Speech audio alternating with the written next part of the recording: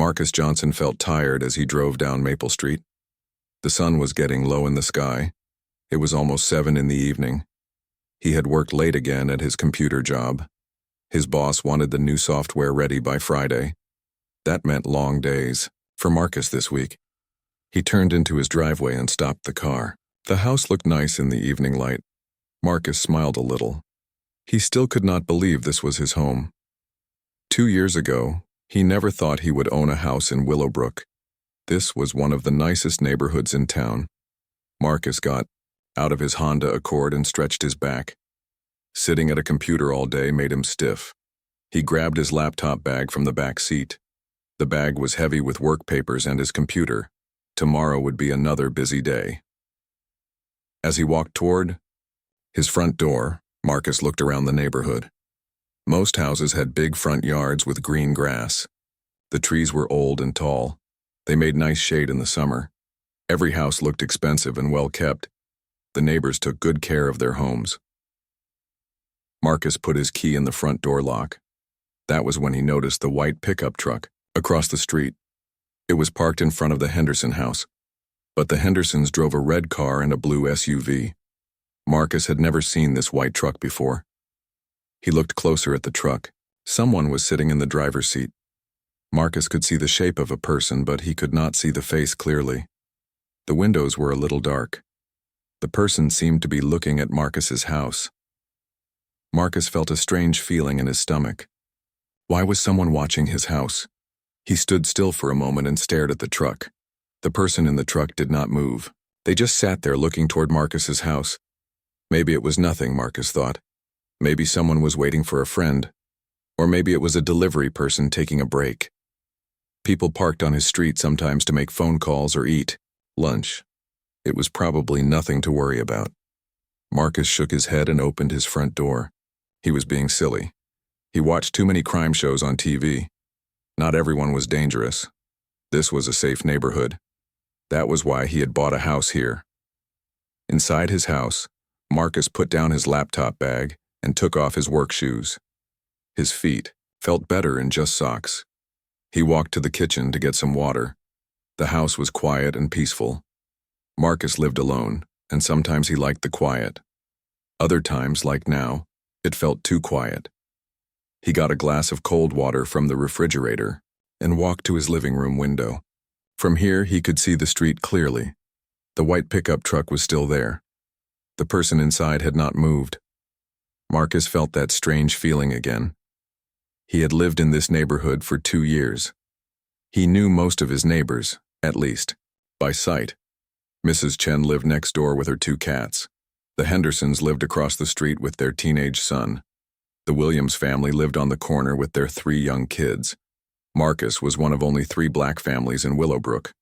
The other 2 families were the Washingtons, who lived 4 houses down, and the Prices, who lived on the next street over.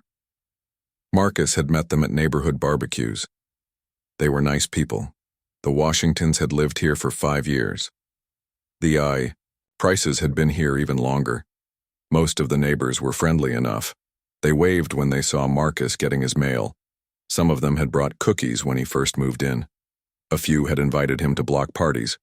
Marcus felt welcome, most of the time, but sometimes he noticed things, like how some neighbors watched him when he worked in his yard, or how they seemed surprised when he told them he was a software engineer, or how they asked where he worked, like they wanted to make sure he belonged in this neighborhood.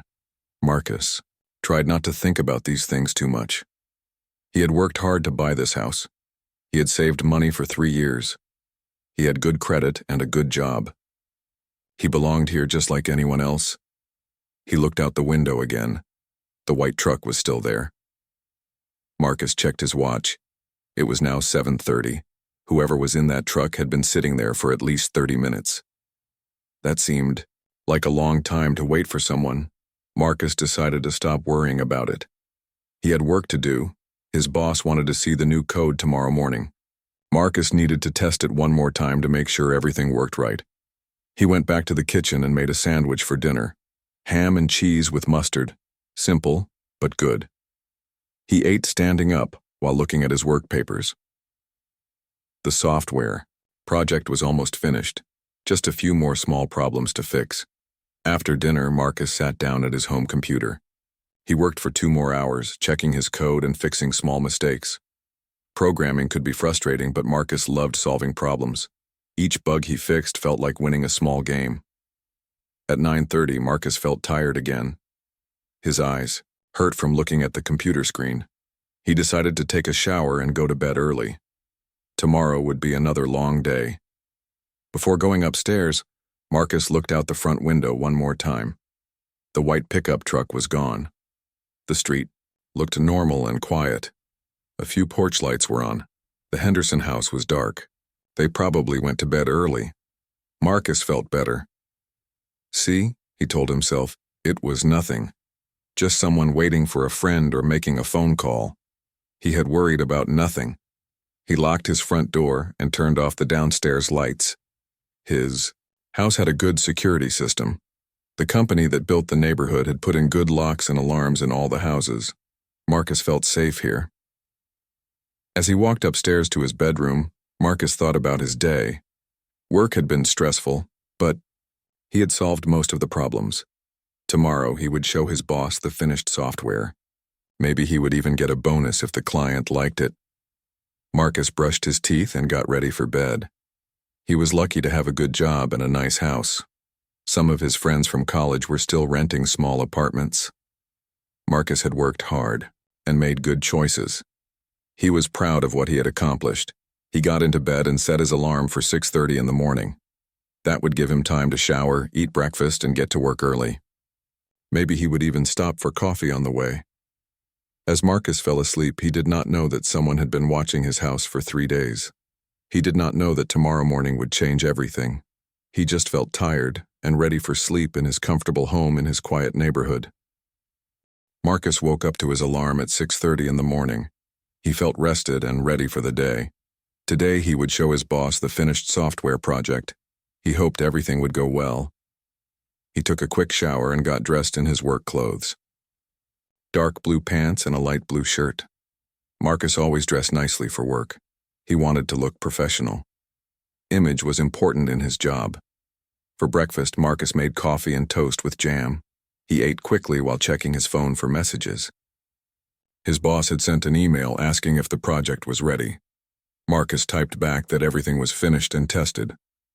At 7:45, Marcus grabbed his laptop bag and car keys. He wanted to get to work early to prepare for the big meeting. The client was flying in from another city just to see the software demo. Marcus opened his front door and stepped outside. The morning air felt cool and fresh. It was going to be a nice day. He could see his neighbors getting ready for work too. Mrs. Chen was watering her flowers. The Henderson boy was waiting for the school bus. Marcus walked to his car in the driveway. He put his laptop bag in the back seat and took out his keys. That was when he heard footsteps behind him. "Excuse me," a man's voice said. The voice sounded angry already. Marcus turned around. A white man was walking toward him across the street. The man looked to be in his 40s or 50s. He had short gray hair and a thick build. He was wearing jeans and a dark jacket. His face looked mean and unfriendly. "Are you talking to me?" Marcus asked. He did not recognize this man. Marcus thought he knew all his neighbors by now. "Yeah, I'm talking to you," the man said. He walked right up to Marcus, standing too close. Marcus could smell coffee and cigarettes on the man's breath. The man reached into his jacket and pulled out something that looked like a badge. He held it up for Marcus to see, but only for a second.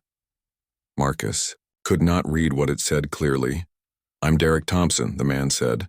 "I work for the HOA, that's the Homeowners Association. I'm here about violations." Marcus felt confused. "Violations? What violations?" "Don't act like you don't know," Derek said. His voice was getting louder. "I've been watching you. You're breaking multiple rules in this neighborhood." "I don't understand," Marcus said. "What rules am I breaking?" Derek pointed at Marcus's car. "First, you're parking in your driveway overnight. That's against HOA rules. Cars have to be parked in garages after 10 p.m. Marcus looked at his driveway, then back at Derek. "But this is my house. This is my driveway. I can park my car here." "Not according to the HOA rules," Derek said. "Second violation. You made unauthorized changes to your house. You put up those cameras without permission. Derek pointed at the small security cameras Marcus had installed last month. They were barely visible under the roof edge. Marcus had put them up after someone had stolen packages from his porch. Those cameras are legal, Marcus said. They're on my own house. They only record my own property. Wrong again, Derek said with a nasty smile. Any changes to the outside of your house need HOA approval first. You didn't get approval. That's a violation. Marcus was getting frustrated. He had never heard of these rules. When he bought his house, nobody told him about parking restrictions or camera rules. Third violation, Derek continued. Noise complaints. Multiple neighbors have called about loud music and parties at your house. Now Marcus knew this man was lying. Marcus almost never played music loudly. He had never had a party at his house. He was quiet and kept to himself. That's not true, Marcus said. I don't make noise. I work long hours and go to bed early. I've never had any parties. Are you calling me a liar? Derek stepped even closer to Marcus. His face was turning red with anger. I'm saying you're wrong, Marcus said calmly. I don't break noise rules.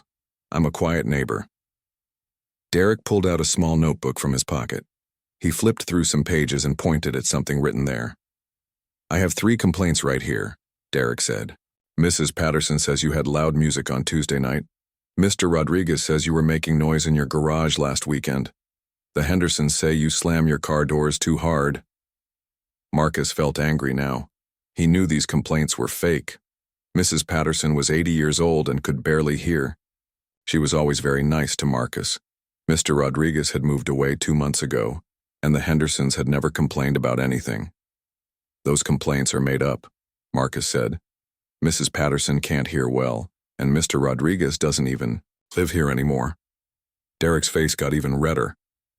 Are you saying I'm making up official HOA complaints? That's a serious accusation. I'm saying something is wrong here, Marcus said. I've lived in this neighborhood for 2 years. I've never gotten any violation notices. I've never heard of these rules. Well, you're hearing about them now, Derek said. He put his notebook away and crossed his arms. Each violation comes with a fine. Parking violation is $200. Unauthorized modifications is $300. Noise complaints are $100 each. That's 3 noise complaints. Derek seemed to be doing math in his head. 200 plus 300 plus 300 equals $800. You owe the HOA $800 in fines. Marcus could not believe what he was hearing. $800? That's crazy. I'm not paying that. You'll pay it, or we'll take stronger action, Derek said. We can put a lien on your house. We can take you to court. We can even have your car towed for illegal parking. Marcus felt scared and angry at the same time. This did not sound right. He had never heard of HOA rules like this. And who was this Derek Thompson anyway? Marcus had never seen him at any neighborhood meetings. I want to see some ID, Marcus said. I want to see your HOA paperwork. I want to know who gave you this authority. Derek's face changed. For just a second he looked nervous. Then he got angry again. I don't have to show you anything, Derek said. I showed you my badge, that's enough. You need to show me your ID. You need to prove you actually live here. Prove I live here? Marcus felt his anger growing. This is my house. My name is on the deed. My address is on my driver's license. Then show me your driver's license, Derek demanded. Show me proof you belong in this neighborhood. Marcus stared at Derek. Something was very wrong here. Real HOA officials did not act like this. They sent letters. They scheduled meetings. They did not show up at people's houses demanding to see ID. I don't have to show you anything, Marcus said. If you're really from the HOA, you can mail me official paperwork. You can schedule a proper meeting. Derek moved even closer to Marcus. Now he was almost touching him. Marcus could see anger in the man's eyes. Listen to me carefully, Derek said in a low, threatening voice. I'm trying to be nice here. I'm giving you a chance to fix these violations quietly, but if you want to be difficult, I can make things much harder for you. Marcus took a step back. He did not like being threatened. He looked around the neighborhood. Mrs. Chen was still watering her plants, but she was watching what was happening. The Henderson boy had gotten on his school bus, but Mr. Henderson was now standing in his doorway looking concerned. "Are you threatening me?" Marcus asked.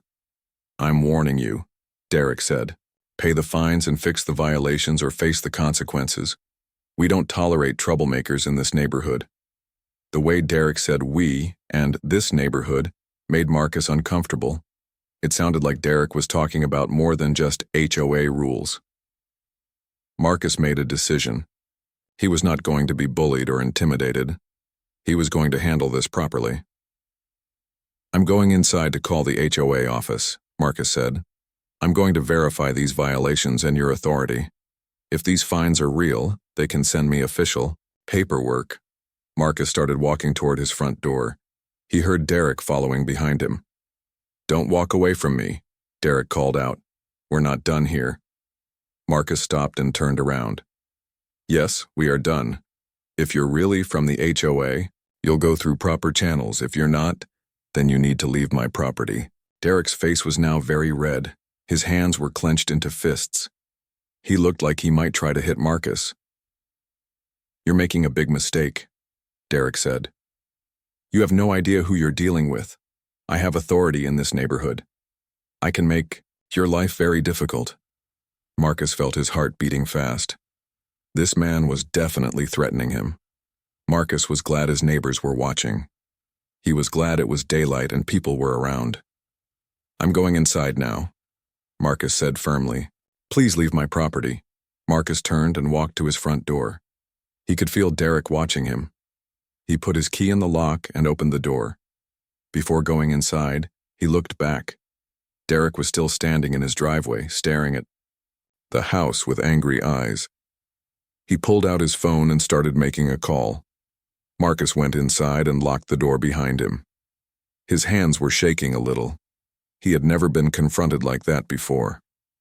Something was very wrong with this situation. He walked to his window and looked outside. Derek was still on his phone, talking to someone. He kept pointing at Marcus's house and gesturing angrily. Marcus knew he needed to find out who this Derek Thompson really was, and he needed to find out fast. Marcus stood by his front window watching Derek Thompson.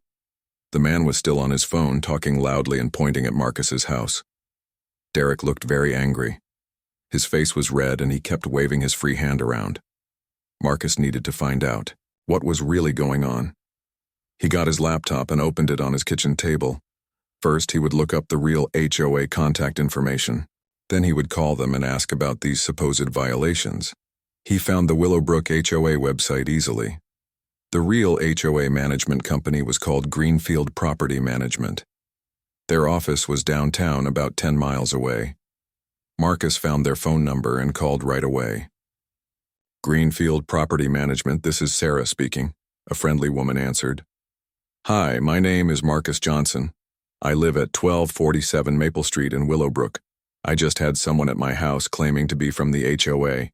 He said I have violations and owe $800 in fines." "Oh my," Sarah said, sounding surprised. "That doesn't sound right. Let me look up your account." Marcus waited while Sarah typed on her computer. He could hear Derek still talking loudly outside. What was taking him so long on that phone call? "Mr. Johnson," Sarah said, "I'm looking at your account right now. You have no violations on file, no pending fines, no complaints from neighbors. Your HOA dues are paid up through the end of the year." Marcus felt relieved but also more worried. "So nobody from your office sent anyone to my house this morning?" "Absolutely not," Sarah said, firmly. "We send all violation notices by mail. We never send people to homes unannounced. Can you describe the person who came to your house?" Marcus described Derek Thompson. He told Sarah about the fake badge, the made-up violations, and the threats. Sarah listened carefully and asked several questions. "Mr. Johnson, this sounds like a scam," Sarah said. "We've heard of people pretending to work for HOAs to collect fake fines. You should call the police right away." "The police?" Marcus felt his stomach tighten. He had hoped this could be solved without involving the police. "Yes, definitely call the police. This person is trespassing on your property and trying to defraud you. He might be targeting other neighbors too." Marcus thanked Sarah and hung up. He looked out his window again. Derek was no longer on the phone. He was walking back and forth in front of Marcus's house like he was waiting for something. Marcus thought about calling the police. He knew it was the right thing to do, but he also worried about how it might look. A black man calling the police on a white man in a mostly white neighborhood. Some people might think Marcus was overreacting. But Derek was clearly running some kind of scam, and he had threatened Marcus. Sarah was right. This was a police matter.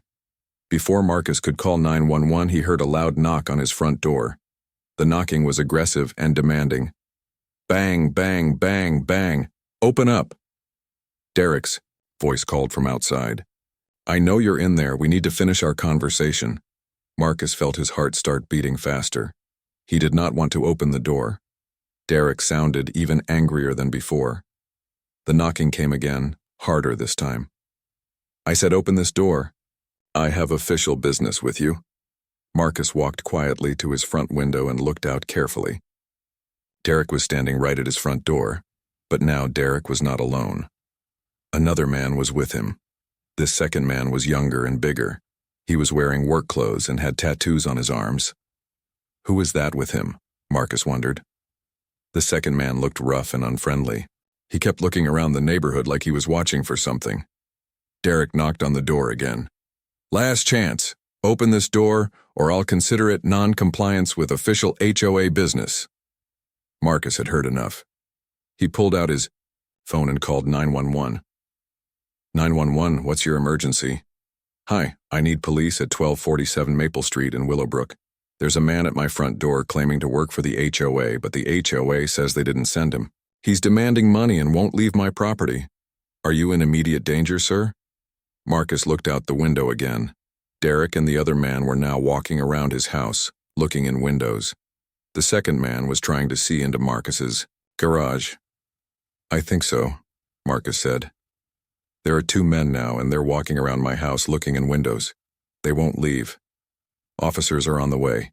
Stay inside and keep your doors locked. Do not engage with these individuals. Thank you, Marcus said. He felt a little better knowing police were coming. Marcus went back to the window. Derek and the other man were now standing by Marcus's car in the driveway. Derek was pointing at different parts of the car and talking to his companion. The other man was nodding and looking around the neighborhood. Then Marcus saw Derek pull out his phone again. He made another call, this one much shorter. After hanging up, Derek smiled for the first time that morning. It was not a nice smile. What, is he planning now? Marcus thought. About 5 minutes later, Marcus heard a loud truck coming down the street. He looked out and saw a tow truck driving slowly, like the driver was looking for an address. The tow truck stopped right in front of Marcus's house. Marcus felt panic rising in his chest. Derek had called a tow truck. He was actually trying to have Marcus's car towed from his own driveway. The tow truck driver got out and walked over to Derek. They talked for a minute. Then Derek pointed at Marcus's Honda Accord. The tow truck driver looked at the car, then back at Derek. He seemed to be asking questions. Derek pulled out his fake badge again and showed it to the tow truck driver. He also showed him some papers from his pocket. The tow truck driver looked at the papers and shrugged. Then he walked back to his truck and started getting out his equipment. They're really going to try to tow my car, Marcus said out loud. He could not believe this was happening. Marcus ran to his front door and unlocked it. He could not let them steal his car even if the police were coming. Stop, Marcus called out as he stepped onto his front porch. That's my car. You can't. Tow it! Derek turned around with that same nasty smile. Oh, there you are. I was wondering if you were going to hide in your house all day. I called the police, Marcus said. And I called the real HOA office. They said you don't work for them. They said this is a scam. Derek's smile got bigger. Is that what they told you? Well, maybe the office people don't know about field enforcement. Maybe they don't know about special operations. That's ridiculous, Marcus said. You're not from the HOA. You're running some kind of scam. The second man, who had been quiet until now, stepped forward. He was even bigger than Marcus had thought. His arms were covered in tattoos and he had scars on his face. You calling my partner a liar? The big man said in a deep, threatening voice. I'm saying your partner doesn't work for the HOA, Marcus replied, trying to keep his voice steady. And you have no right to tow my car from my own driveway. Derek laughed. Your driveway? You still haven't proven you live here. For all we know, you're trespassing. Maybe this isn't even your car. This is insane, Marcus said. I've shown you nothing because I don't have to. This is my house and my car. Derek turned to the tow truck driver. Go ahead and hook it up, Jimmy. This guy refuses to cooperate with official business. The tow truck driver, Jimmy, looked uncomfortable. He glanced between Derek and Marcus. Are you sure about this, Derek? This guy says it's his house. I'm sure, Derek said firmly. I have authority here. Hook up the car. Marcus stepped off his porch and walked toward his car. You're not taking my car. I need it to get to work. Derek and the big man moved to block Marcus's path. Derek put his hand on Marcus's chest and pushed him back. Don't interfere with official business, Derek said. That would be obstruction.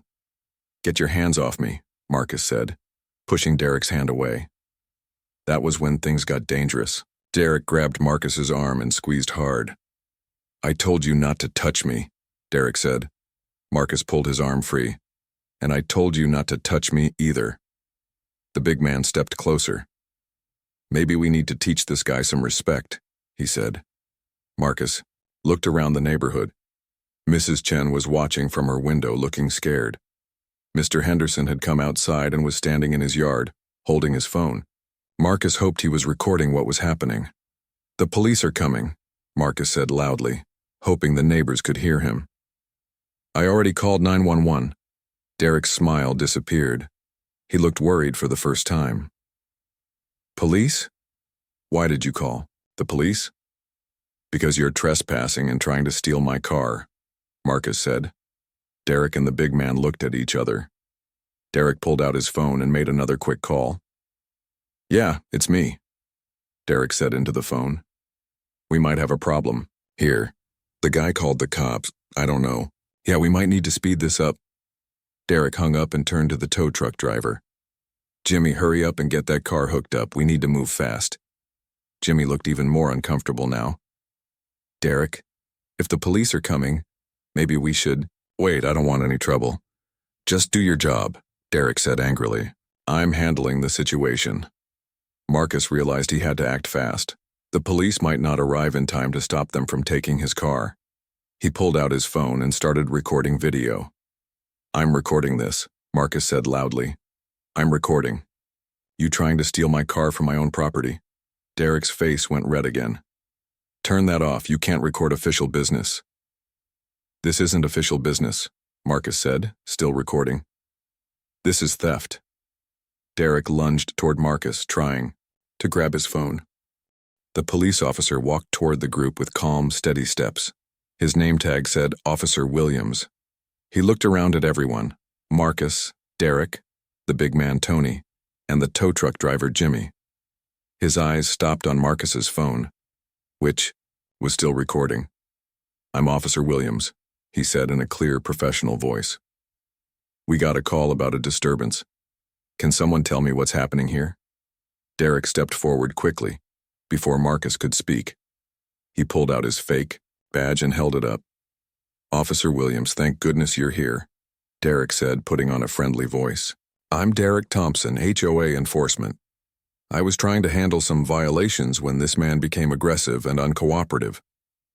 Officer Williams looked at the badge Derek was showing him. Marcus could see the officer's eyes narrow slightly as he studied it. HOA enforcement? Officer Williams asked. What kind of violations? Multiple violations, Derek said, pulling out his notebook. Illegal parking, unauthorized modifications to the house, noise complaints. This man owes $800 in fines and refuses to pay. Marcus stepped forward. Officer, that's not true. I called the real HOA office. They said no one from their company was sent here. They said this man doesn't work for them. Derek's face got red. That's a lie. I've been doing HOA enforcement in this neighborhood for months. A second police officer got out of the other patrol car. This officer was shorter and white with graying hair. His name tag said, Officer Martinez. "What's this about a tow truck?" Officer Martinez asked Jimmy. Jimmy looked nervous. He kept glancing at Derek like he was worried.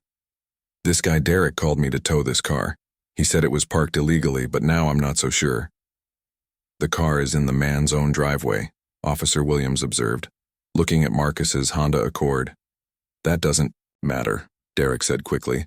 "HOA rules say no overnight parking in driveways. The car has to be towed." Officer Williams looked at Marcus.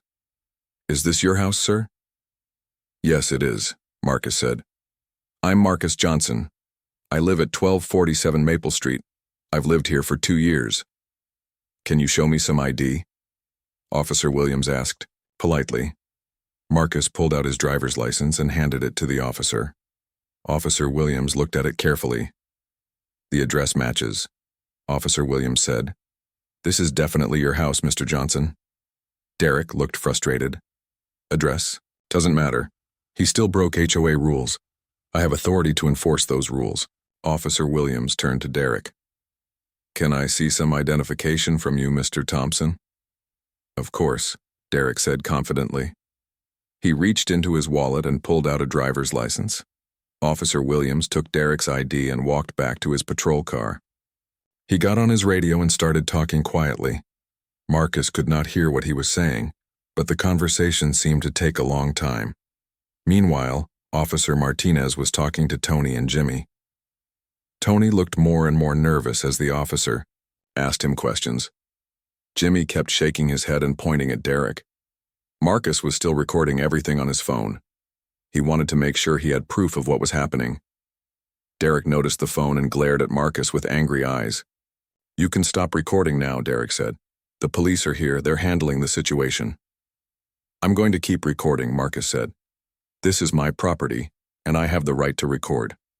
Derek took a step toward Marcus. "I'm ordering you to stop recording official business." "You don't have the authority to order me to do anything," Marcus replied.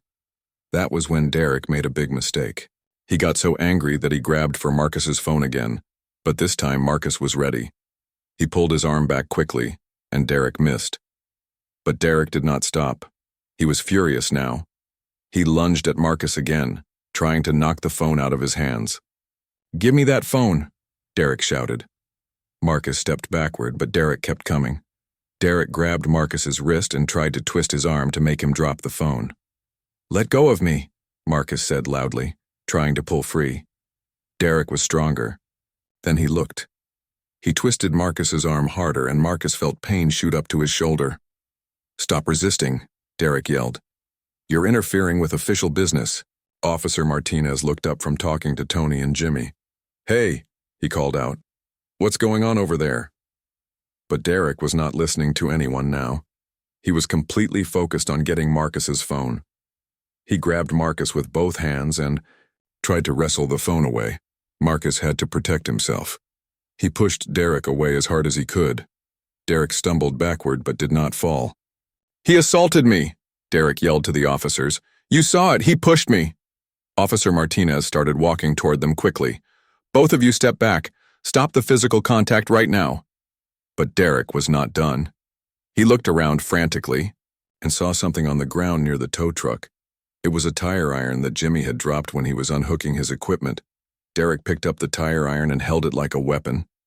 "He attacked me," Derek shouted, pointing at Marcus with the tire iron. "I was just doing my job and he attacked me." Marcus felt fear shoot through his body. Derek was holding a heavy metal tool and looked crazy with anger. "Put that down," Officer Martinez commanded, pulling out his own weapon. "Drop the tire iron right now." But Derek seemed to have lost all control. Instead of dropping the tire iron, he turned toward Marcus's car. "You want to interfere with official business?" Derek screamed. "You want to resist lawful orders? Fine, I'll show you what happens to people who don't cooperate."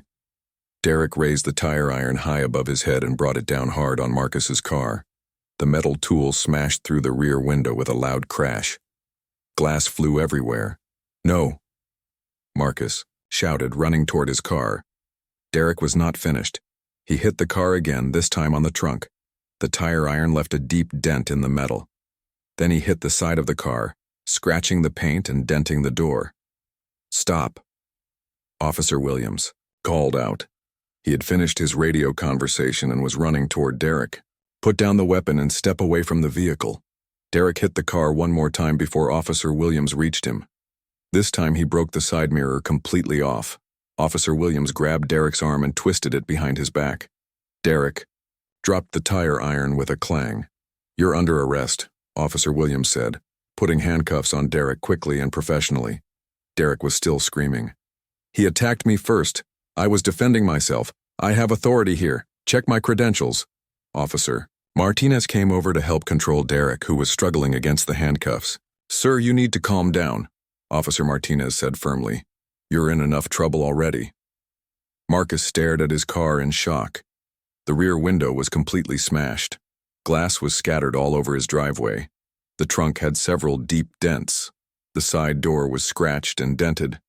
The mirror was broken off and lying on the ground. "I can't believe he did this," Marcus said to himself. His hands were shaking as he looked at the damage. Tony, the big man who had come with Derek, was backing away slowly. He looked like he wanted to disappear. "Where are you going?" Officer Martinez called to Tony. "We need to talk to you too." "I don't know nothing about this," Tony said quickly. "Derek just asked me to come with him. I didn't know he was going to go crazy." Officer Williams finished putting Derek in the back of his patrol car. Derek was still yelling, but his voice was muffled now. "Mr. Johnson," Officer Williams said, walking over to Marcus. "Are you injured? Do you need medical attention?" Marcus checked himself. His arm was sore where Derek had grabbed him, but nothing seemed broken. "I think I'm okay," Marcus said. "But look what he did to my car." Officer Williams examined the damage. "This is definitely going to be part of the criminal charges: destruction of property, assault, impersonating an official. We'll need you to take pictures of all this damage." "I have it all on video," Marcus said, holding up his phone. "I recorded the whole thing." "That's excellent," Officer Williams said. "That video will be very important evidence." Jimmy, the tow truck driver, came over looking embarrassed and worried. "Mr. Johnson," Jimmy said, "I'm really sorry about this. Derek told me he had authority to have your car towed. If I had known he was fake, I never would have come here." "It's okay," Marcus said. "You didn't break my car. He did." Officer Martinez came back from putting Tony in the other patrol car. "We'll need statements from everyone," Officer Martinez said. "Mr. Johnson, can you start from the beginning and tell us exactly what happened?" Marcus took a deep breath. It was going to be a long morning. He was supposed to be at work showing his boss the finished software project. Instead, he was standing in his driveway with a broken car, talking to police officers about a fake HOA official who had just attacked him with a tire iron. But at least it was over. Derek was in handcuffs in the back of a police car. The truth was coming out. Marcus had evidence on his phone that proved everything he was saying. Officer Williams came back from his patrol car, looking serious. "Mr. Johnson," he said, "I ran Derek Thompson's information through our system. You're going to be very interested in what we found." Marcus looked at the officer. "What did you find?" Officer Williams looked at Derek sitting in the patrol car, then back at Marcus. "Derek Thompson is not just running a fake HOA scam," Officer Williams said. "He's a former police officer who was fired 3 years ago for misconduct. And according to our records, this is not the first time he's done something like this." Officer Williams sat down at Marcus's kitchen table with his notepad ready. Officer Martinez was outside taking pictures of the damaged car and collecting the broken glass as evidence. Marcus could see Derek still sitting in the patrol car, no longer yelling but looking very angry. "Let me start with Derek Thompson's background," Officer Williams said. 3 years ago, he was a police officer in Millfield, about 30 miles from here. He was fired for excessive force and filing false reports. Marcus felt a chill run down his spine. "He was a real police officer?" "Yes, but not a good one," Officer Williams said. "After he was fired, he moved around to different towns. We think he's been running various scams using his fake badge and police knowledge." "What kind of scams?" Marcus asked. Officer Williams flipped through his notepad.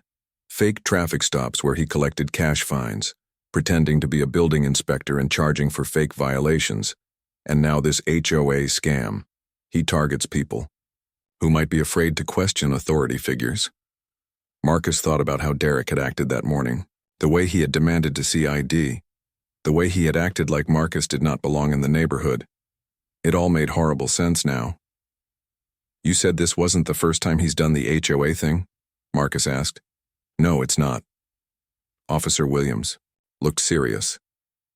"While you were giving your statement, we got calls from 3 other neighbors. They want to report similar incidents with the same man." Marcus was shocked. 3 other neighbors? Who? "I can't give you their names yet, but they're all families of color. Derek seems to specifically target minority homeowners." The kitchen felt quiet and heavy. Marcus had suspected something like this, but hearing it confirmed made him feel sick and angry at the same time. "What did he do to them?" Marcus asked. Officer Williams hesitated. "One family paid him $600 in fake fines last month. Another family let him into their house to inspect for violations, and he stole jewelry and cash. The third family called us after he threatened to have their teenage son arrested for loitering in their own front yard." Marcus put his head in his hands. "This is awful. Why didn't anyone report him before?" "That's the clever part of his scam," Officer Williams said. "He targets people who might be afraid of getting involved with police or government officials, people who are new to the country, or people who have had bad experiences with authority figures before, and he uses people's fear against them," Marcus said, understanding now. "Exactly. He counts on people being too scared or embarrassed to check his story. But you were smart. You called the real HOA office, and you called 911. There was a knock on Marcus's front door. Officer Williams went to answer it while Marcus stayed at the kitchen table, trying to process everything he had learned. Officer Williams came back with a woman in a business suit.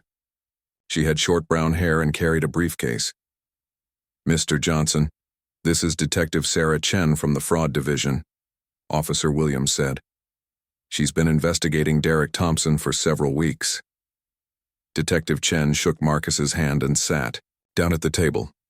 "Mr. Johnson, thank you for calling this in," Detective Chen said.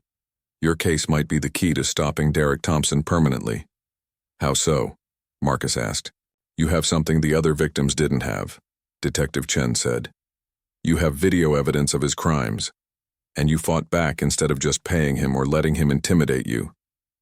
Detective Chen opened her briefcase and pulled out several files. "We've been tracking Derek for 2 months," she said. "We know he's been operating in at least 4 different neighborhoods, but until today, we only had victim statements. No physical evidence, no video." Marcus thought about his phone, which was now in the hands of a police technician who was copying the video. "What will happen to the video?" Marcus asked. "It will be used as evidence in Derek's trial," Detective Chen said. "But first we need to find all his other victims. Your video shows his methods clearly. It will help other people recognize what happened to them." Officer Martinez came in from outside, brushing glass dust off his uniform. "The car is documented," he said. "We've got photos and measurements of all the damage. The tire iron is bagged as evidence. Derek's fingerprints are all over it." Detective Chen nodded.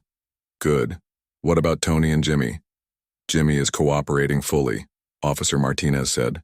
"He says Derek hired him for cash to tow cars in 3 different neighborhoods over the past month. Jimmy thought it was all legitimate." "And Tony?" Detective Chen asked. "Tony is a different story. He's Derek's cousin. He knew it was a scam, but he says he was just trying to make some money. He claims he never touched anyone or damaged anything." Detective Chen made notes in her file. "We'll sort out Tony's charges later. The important thing is building the case against Derek." She turned back to Marcus. "Mr. Johnson, I need to ask you about something. In your video, Derek mentioned he had been watching you for several days. Did you notice anything unusual before this morning?" Marcus remembered the white pickup truck from the night before. "Yes, actually. Last night when I came home from work, there was a white pickup truck parked across the street. Someone was sitting inside watching my house." "That fits his pattern." Detective Chen said.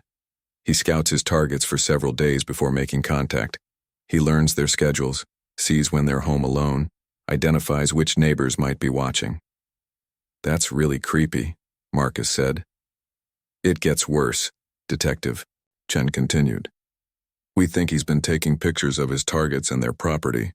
He uses the photos to make his fake violation reports look more official. Marcus felt violated all over again. The idea that Derek had been watching him, taking pictures, planning this whole scam was disturbing. How many people has he done this to? Marcus asked. Detective Chen looked through her files. Based on what we know so far, at least 12 families across 4 neighborhoods. But we think there are more who haven't come forward yet. 12 families? Marcus could not believe it. The total amount he's stolen is over $8,000, Detective Chen said, plus the value of jewelry and electronics he took during fake inspections. And that doesn't count the emotional damage and stress he caused. Officer Williams's radio crackled. He stepped away to answer it, then came back looking excited. Detective Chen, we just got another call. A family on Oak Street says they want to report a fake HOA official who demanded money from them 2 weeks ago. The description matches Derek exactly. Detective Chen smiled grimly. The word is getting out. Once people hear that Derek has been arrested, more victims will come forward. She turned to Marcus. Mr. Johnson, you should know that your actions today probably saved other families from being victimized. If you hadn't fought back and recorded everything, Derek might have continued this scam for months. Marcus felt a mix of pride and sadness. Pride that he had done the right thing, but sadness that it had taken someone fighting back to stop Derek from hurting people. What happens next? Marcus asked. Derek will be charged with multiple felonies, Detective Chen said. Impersonating a police officer, fraud, extortion, destruction of property, assault. Based on his previous record and the number of victims, he's looking at several years in prison. And the other victims? We'll work to get their money back, Detective Chen said. Derek had over $3,000 in cash on him when he was arrested. Plus, we'll freeze his bank accounts and see what other assets he has. Officer Martinez came back into the kitchen. Detective, the neighbors want to talk to you. Mrs. Chen next door says she saw Derek in the neighborhood several times over the past week, and the Henderson family has security cameras that might have recorded him. Detective Chen gathered her files. Mr. Johnson, we'll need you to come to the station later today to give a formal statement, and we'll need copies of any other photos or videos you might have. I'll be there, Marcus said. Whatever you need to make sure this guy can't hurt anyone else. After the detective and officers left, Marcus sat alone in his quiet kitchen. Through his window, he could see neighbors talking in small groups on the street. Word was spreading quickly about what had happened. Marcus looked at his damaged car in the driveway. The insurance would cover the repairs, but it would take time. He would have to rent a car for work. He would have to deal with police reports and court dates. But as Marcus thought about the other families Derek had targeted, he realized this was about more than just his car. This was about people using fear and authority to hurt others. This was about protecting his community. His phone rang. It was his boss at work. Marcus, are you okay? I heard there was some kind of incident at your house. Marcus looked out at his broken car and thought about everything that had happened that morning. I'm okay, he said. But I'm going to be late for work today. I have something important I need to finish here first. 2 hours later, Marcus was at the police station giving his formal statement to Detective Chen. The station was busy with officers coming and going, but Detective Chen had a quiet office where they could talk privately. Before we start with your statement, Detective Chen said, I want to show you something interesting we found on Derek Thompson. She opened a folder on her desk and pulled out several photographs. We found these in Derek's truck when we searched it. Marcus looked at the photos and felt his stomach tighten. They were pictures of his house taken from different angles, photos of his car in the driveway, photos of him getting his mail, photos of him leaving for work in the morning. He was really stalking me, Marcus said quietly. It's worse than that, Detective Chen said. She showed him more photos. These are pictures of other houses in your neighborhood, all belonging to minority families.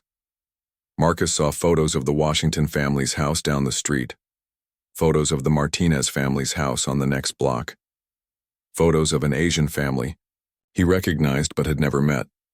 He was targeting everyone who wasn't white, Marcus realized. That's exactly right, Detective Chen said. And look at this. She showed Marcus a notebook they had found in Derek's truck. The notebook had detailed notes about different families, when they left for work, what cars they drove, whether they had security cameras, whether they had children. This is really scary, Marcus said, reading through Derek's notes about his own family. Derek had written down that Marcus lived alone, worked in technology, and seemed to have money based on his car and clothes. It gets scarier, Detective Chen said.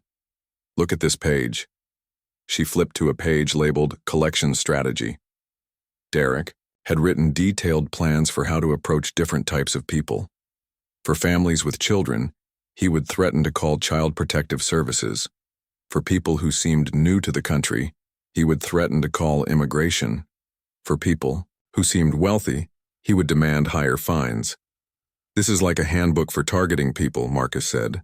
Derek Thompson was not just running random scams, Detective Chen explained. This was a systematic operation designed to exploit people's fears and vulnerabilities. Detective Chen turned to a new page in the notebook. And look at this. He was keeping track of how much money he collected from each family. Marcus saw a list of addresses with dollar amounts next to them. His own address was there with $800, refused, written next to it. But other addresses had different amounts. $600 paid, $450 paid, $200 paid partial. He collected over $4,000 just in your neighborhood, Detective Chen said. Just in my neighborhood? Marcus asked. He was working other places too? Detective Chen pulled out a map and spread it on her desk. Red dots marked different locations across the city.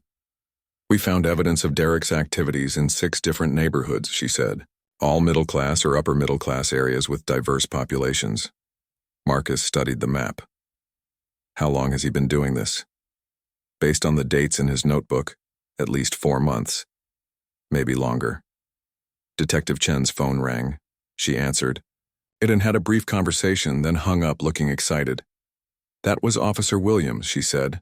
3 more families just came forward. They saw the news story about Derek's arrest and realized they had been scammed too. There's a news story already? Marcus asked. The local news picked it up this afternoon. Fake police officer arrested in HOA scam.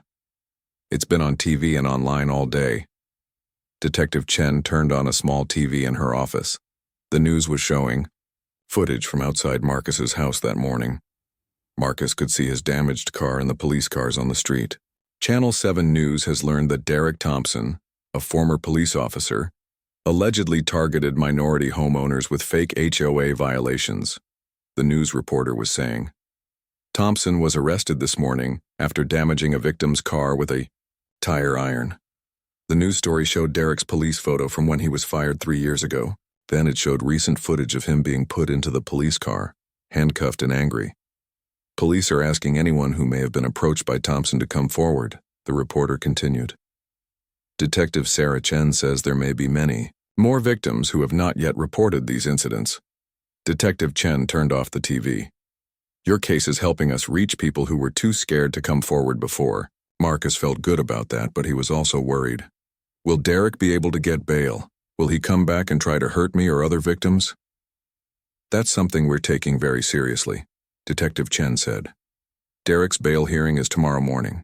We're going to ask the judge to deny bail because he's a flight risk and a danger to the community. She showed Marcus another document from Derek's truck. We also found this. It's a list of other cities where Derek was planning to run similar scams.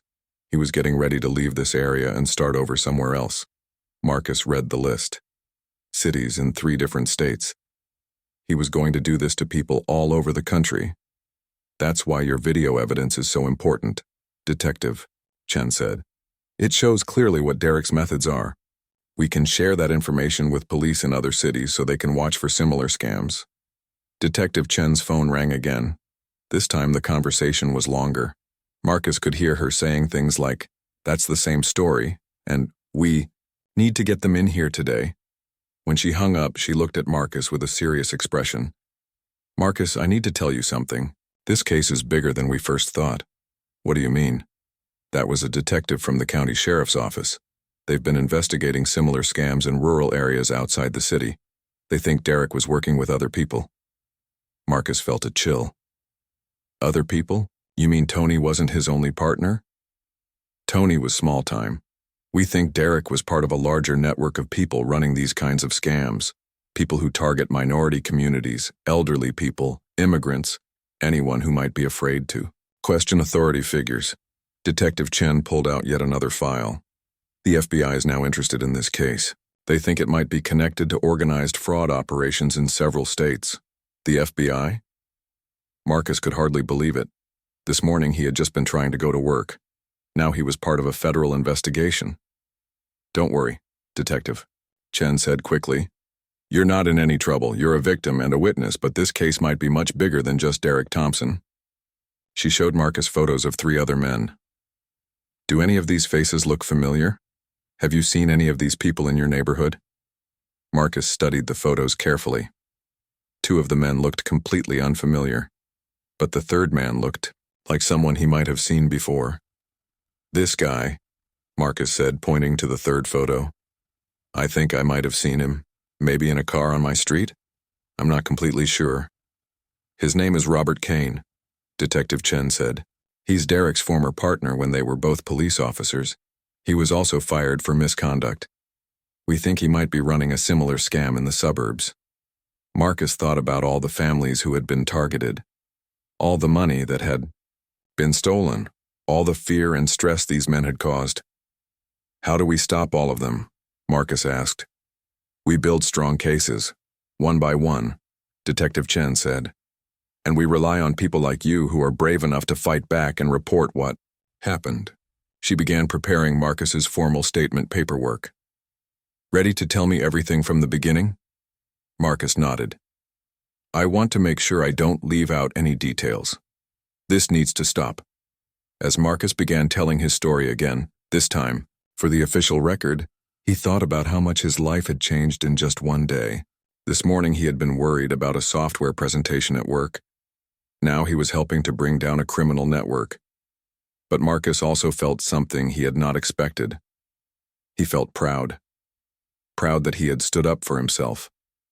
Proud that he had called for help. Proud that his actions might protect other families from being hurt.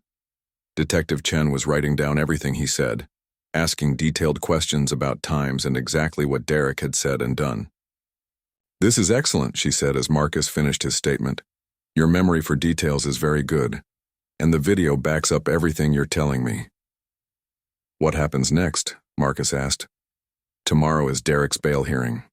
Then we start preparing for trial. In the meantime, we keep investigating to find all his victims and any other people he was working with. Detective Chen looked at Marcus seriously. I want you to be extra careful for the next few weeks. Keep your doors locked. Don't open the door for anyone you don't know. If you see anything suspicious, call us immediately. Marcus felt a little scared again. Do you think Derek's partners might try to intimidate me? It's possible. You're the key witness who can put Derek in prison for a long time. That makes you very important to this case, but it also means you need to be careful. As Marcus left the police station that evening, he realized his quiet life in Willowbrook would never be quite the same. But maybe that was okay. Maybe it was time for people to pay more attention to what was happening in their neighborhoods. Maybe it was time to look out for each other better. His phone buzzed with a text message. It was from Mrs. Chen next door. Are you okay? I made extra dinner. If you want some, we should talk about what happened. Marcus smiled as he walked to his rental car. The next morning, Marcus woke up to his phone ringing at 6 a.m. It was Detective Chen, and she sounded excited but tired. Marcus, I'm sorry to wake you so early, but we had a breakthrough in the case last night. Marcus sat up in bed, trying to wake up fully. What kind of breakthrough? Derek Thompson started talking. His lawyer advised him to cooperate because the evidence against him is overwhelming. What he told us is bigger than we imagined. Marcus got out of bed and walked to his kitchen, still holding the phone. What did he say? He wasn't just working with a few partners, Detective Chen said. He was part of an organized group that has been running these scams across 5 states for over 2 years. 5 states? Marcus could barely believe it. The group calls itself Community Enforcement Solutions, Detective Chen continued. They pretend to be a legitimate company that helps neighborhoods with code enforcement and HOA services. But it's completely fake. Marcus made coffee while Detective Chen explained. His hands were still a little shaky from everything that had happened yesterday. How many people are in this group? Marcus asked. At least 12 people that we know of. Former police officers, former security guards, some people with no law enforcement background at all. They target middle-class neighborhoods with diverse populations. Detective Chen paused to talk to someone else in her office, then came back to the phone. Marcus, the FBI wants to interview you this afternoon. Your case has become the key to breaking up this entire operation. The FBI wants to talk to me? Marcus felt nervous and proud at the same time. Don't worry, you're not in trouble. But your video evidence and the way you handled Derek shows exactly how these scams work. The FBI needs that information to build cases in other states. After hanging up with Detective Chen, Marcus sat at his kitchen table drinking coffee and thinking. 2 days ago, his biggest worry was finishing a software project for work. Now he was about to be interviewed by federal agents about a multi-state criminal conspiracy. His doorbell rang, making him jump. Through the window, he could see Mrs. Chen from next door holding a plate of food. "Good morning, Marcus," she said when he opened the door. "I brought you some breakfast. I figured you might not feel like cooking after yesterday." "That's very kind of you," Marcus said, accepting the plate of homemade pancakes and fresh fruit. "Would you like to come in for coffee?" Mrs. Chen hesitated. "Are you sure it's okay? I don't want to bother you." "Please come in," Marcus said. "I could use some normal conversation after everything that's happened." They sat at Marcus's kitchen table, and Mrs. Chen told him what she had observed yesterday. "I saw that Derek man, watching your house for 3 days," she said. "He was in different cars each time. A white pickup truck, a blue sedan, and a gray SUV. Marcus was surprised. 3 different cars? I only saw the pickup truck. He was very sneaky about it, Mrs. Chen said. He would park in different spots and change cars so people wouldn't notice. But I noticed because I spend a lot of time in my garden. Did you see him watching other houses too? Marcus asked. Yes, definitely. He spent time watching the Washington family's house and the Martinez family's house, always taking pictures with his phone. Mrs. Chen looked worried. Marcus, I should have called the police when I first saw him. I'm sorry I didn't. Don't feel bad, Marcus said. I probably would have done the same thing. It's hard to know when something normal becomes something dangerous. Mrs. Chen nodded. The other neighbors are talking. Everyone feels bad that we didn't look out for each other better. The Hendersons said they're going to start a neighborhood watch program. Marcus thought that was a good idea. If neighbors paid more attention and communicated better, scammers like Derek would have a harder time operating. Mrs. Chen, can I ask you something? Did Derek ever approach you directly? Mrs. Chen's face darkened. Actually, yes. 2 weeks ago, he came to my door claiming to be from the city.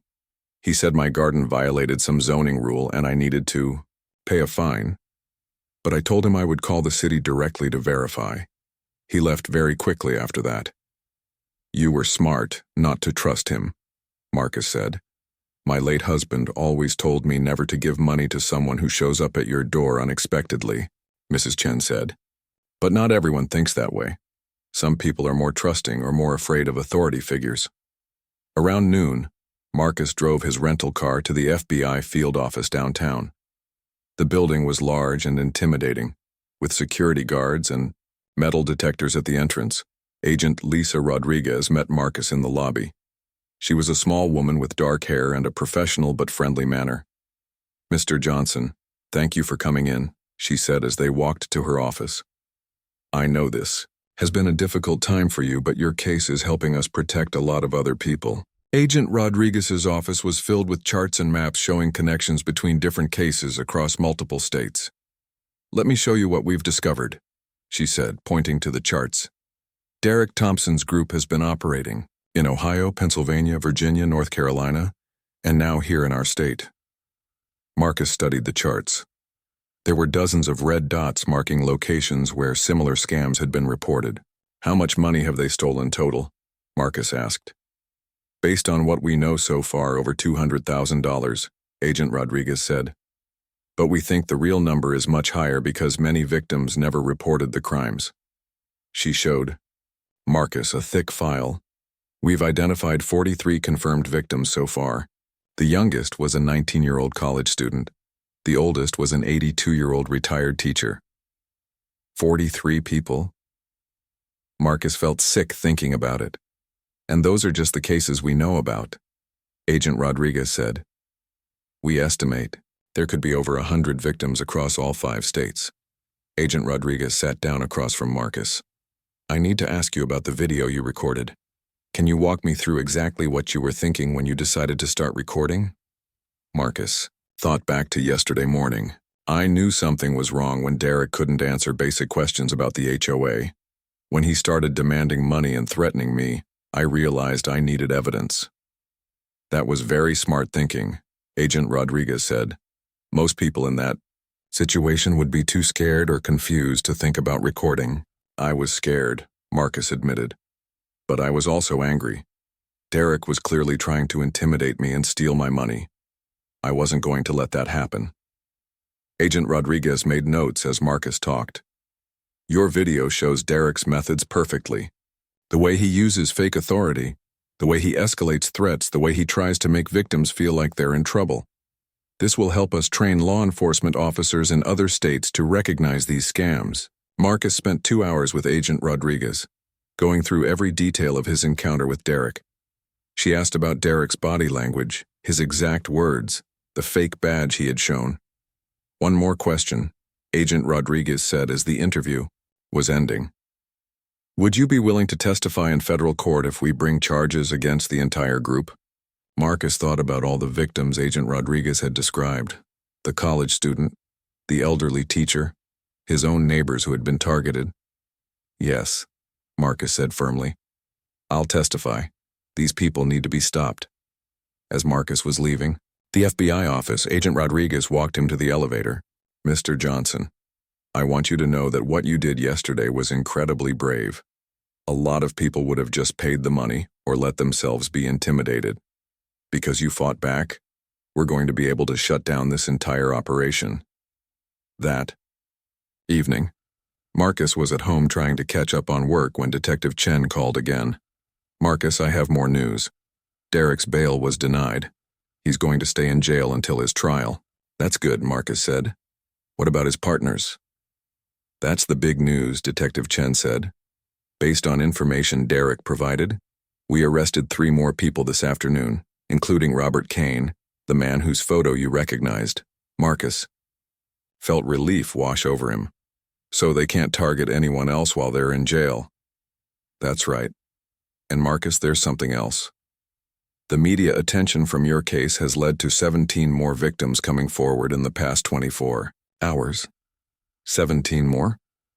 People who were too embarrassed or scared to report it before, but when they saw the news coverage and realized it was an organized scam, they found the courage to speak up. Marcus hung up the phone and looked out his window at the quiet street. Everything looked normal and peaceful. Mrs. Chen was watering her flowers again. The Henderson boy was riding his bicycle. Other neighbors were walking their dogs. But now Marcus knew that this normal-looking scene could hide dangerous people with bad intentions. He also knew that neighbors looking out for each other could stop those dangerous people. His phone buzzed with a text message from his boss. Saw the news story about what happened to you. Take all the time you need. Your job will be here when you're ready to come back. Marcus smiled. Yesterday morning he had been worried about missing work for a few hours. Now he realized there were more important things than work deadlines. Another text came in, this one from his college roommate. Dude, you're famous, saw you on the news, way to fight back. 6 months later, Marcus sat in a federal courthouse watching Derek Thompson and 3 of his partners being sentenced. The courtroom was packed with victims who had come to see justice served. Marcus recognized some faces from his neighborhood. but many others were strangers from different cities and states. Judge Patricia Williams looked stern as she reviewed the case files. Mr. Thompson, you and your associates have been found guilty of operating a criminal enterprise that targeted vulnerable families across 5 states. Your actions caused financial harm, emotional distress, and violated the trust that communities need to function safely. Derek Thompson stood next to his lawyer, looking very different from the angry, threatening man Marcus had faced in his driveway. Derek was thinner now, wearing an orange jail uniform instead of regular clothes. He kept his eyes down and did not look at any of the victims in the courtroom. The evidence shows that your group specifically targeted minority families, elderly residents, and recent immigrants. Judge Williams continued. You exploited people's respect for authority and their fear of government officials. This was not random crime. This was calculated, systematic targeting of people you thought would be too scared to fight back. Marcus felt a sense of satisfaction hearing the judge describe exactly what had happened to him and so many others.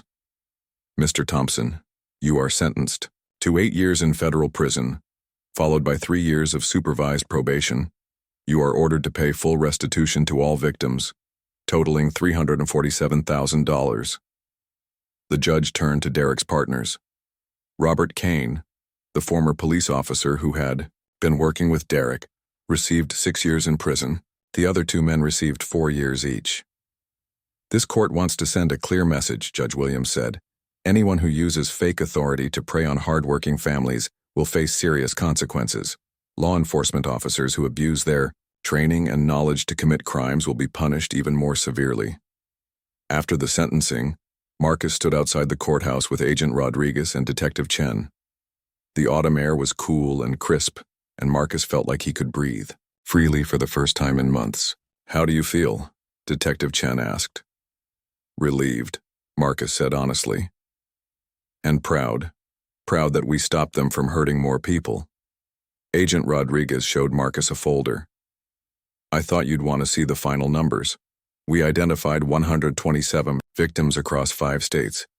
Derek's group stole over $400,000 total. But because of your case, we were able to recover almost $300,000 from their bank accounts and assets. What happened to the money? Marcus asked. It's being distributed back to all the victims based on how much they lost, Detective Chen said. Everyone should get most of their money back within the next few weeks. Marcus thought about the elderly teacher who had lost her savings, the college student who had been scared into paying fake fines, the immigrant families who had been too afraid to question Derek's authority. That's the most important thing, Marcus said, getting people's money back. A reporter from Channel 7 News approached them. Mr. Johnson, can we get a quick interview about how you feel about the sentencing? Marcus had given several interviews over the past 6 months as the case developed. At first, he had been nervous about being on television, but he had realized that telling his story encouraged other victims to come forward. I'm glad that Derek Thompson and his partners will be in prison for several years, Marcus told the reporter. But the most important thing is that this case has taught communities how to protect themselves from these kinds of scams. What advice would you give to other people who might face similar situations? The reporter asked. Trust your instincts, Marcus said. If someone shows up at your door demanding money and threatens you when you ask questions, that's a red flag. Real officials from HOAs, city departments, or police don't operate that way. They send letters, they schedule appointments, they answer questions patiently. Marcus paused, thinking about everything he had learned. And don't be afraid to call for help. Call the real organization they claim to represent. Call 911 if you feel threatened. Record video if you can do it safely. Most importantly, talk to your neighbors. We need to look out for each other. 3. Weeks later, Marcus was back in his normal routine. His car had been repaired and looked as good as new. He was working on a new software project at his job. Life in Willowbrook had returned to normal, but with some important changes. The neighborhood had started a group text message chain where neighbors could quickly alert each other about suspicious activity. Mrs. Chen had been elected as the unofficial block captain, and she took her job seriously. Marcus was working in his yard one Saturday morning when Mrs. Washington came over from down the street. She was carrying a plate of homemade cookies. Marcus, I never properly thanked you for what you did, she said. Derek Thompson came to our house 3 weeks before he targeted you. We were so scared that we paid him $600 in fake fines. Marcus accepted the cookies gratefully. You don't need to thank me. I'm just glad we stopped him. But we do need to thank you, Mrs. Washington insisted. If you hadn't fought back and recorded everything, Derek would still be out there hurting people. My husband and I got our $600 back because of your bravery. She paused and looked around the neighborhood. You know what's funny? Before this happened, we had lived on the same street for 3 years but barely knew each other. Now all the neighbors talk to each other regularly. In a weird way, Derek Thompson brought our community closer together. Marcus thought about that and realized Mrs. Washington was right. He knew more of his neighbors now than he had in 2 years of living in Willowbrook. People waved to each other more. They stopped to chat when they saw each other getting mail or walking their dogs. Maybe that's the real victory, Marcus said. Not just stopping Derek, but building a stronger community. That afternoon, Marcus received an unexpected phone call from Agent Rodriguez. Marcus, I have some news that I think will make you happy, she said. We just arrested 2 more people who were running a similar scam in Florida. They were using the same methods Derek's group used, but they were working independently. How did you catch them? Marcus asked. Someone in Tampa saw the news coverage of Derek's case and recognized the same tactics. They recorded video just like you did and called the FBI. We were able to arrest the scammers before they stole very much money. Marcus felt a warm feeling in his chest. His decision to fight back and speak publicly about what happened was still protecting people in other states. Agent Rodriguez, can I ask you something? Do you think these kinds of scams will continue? Unfortunately, yes, she said honestly. There will always be people who try to exploit others, but cases like yours make it much harder for them to succeed. When communities know what to watch for and people aren't afraid to report suspicious activity, scammers can't operate easily. That evening, Marcus sat on his front porch watching the sunset. His neighborhood looked peaceful and safe. Children were playing in front yards while their parents chatted nearby. Mrs. Chen was tending to her flowers as always. Marcus's phone buzzed with a text from the neighborhood group chat. It was Mr. Henderson. Heads up everyone, someone in unmarked van has been driving slowly through the neighborhood for the past hour. Probably nothing but keeping an eye on it. Several neighbors responded that they would also watch for the van. Mrs. Martinez said she would call the police if it didn't leave soon. Mrs. Washington offered to get the license plate number. Marcus smiled as he read the messages. This was how neighborhoods should work. People looking out for each other. People willing to ask questions and call for help when something seemed wrong. His phone rang.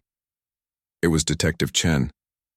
Marcus, I wanted to let you know that the last victim from Derek's case received their restitution money today. Everyone has been paid back in full. That's wonderful news, Marcus said. There's something else, Detective Chen continued. The police academy asked if you would come speak to new officers about recognizing and responding to fraud cases like this.